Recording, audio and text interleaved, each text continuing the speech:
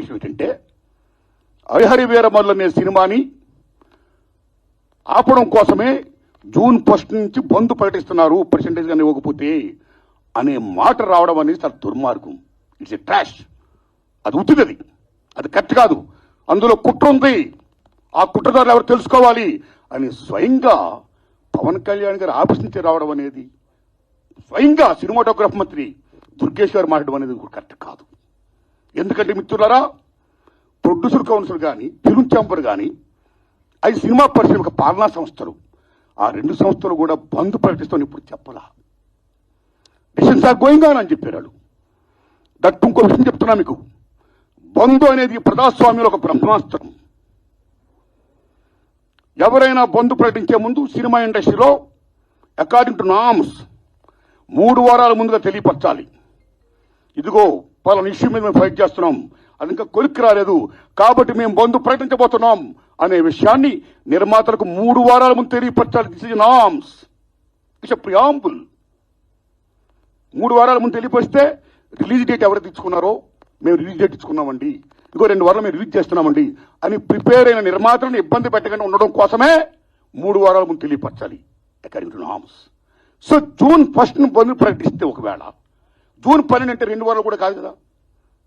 ఏ రకంగా మీకు హరిహర వీరమల్లుకి అది వర్తింపు చేస్తుందండి? అది కరెక్ట్ కాదు. పవన్ కళ్యాణ్ గారి మీద ఎవరైనా కుట్రపడతారు.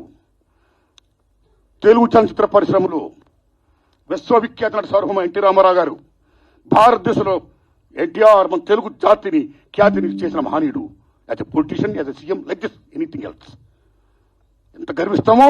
తర్వాత మళ్ళీ మంచి గొప్ప పేరు తెచ్చుకొని ఈవేళ ఒక జనసేన పార్టీ పెట్టి ఈవేళ డిప్యూటీ సీఎం అయ్యారంటే వీఆర్ ప్రౌడ్ ఆఫ్ ఇట్.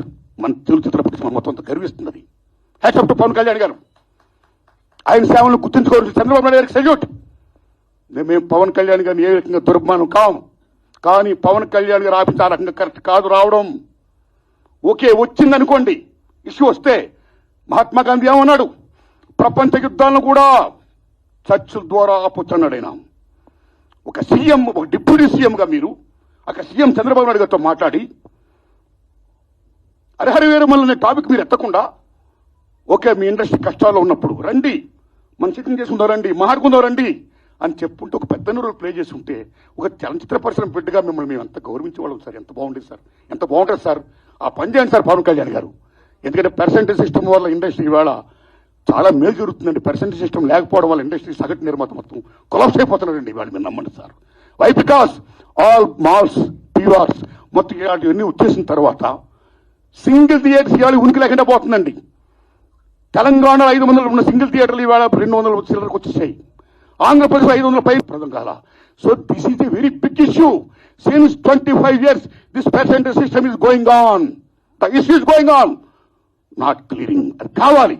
అలాంటిది ఇవాళ పర్సెంటేజ్ సిస్టమ్ కొలుక్కొచ్చే దశలో హరిహర వీరమల్లుకి దీనికి ఒక లింకప్ పెట్టి ఏం సంబంధం అండి? ఏమీ సంబంధం లేదు.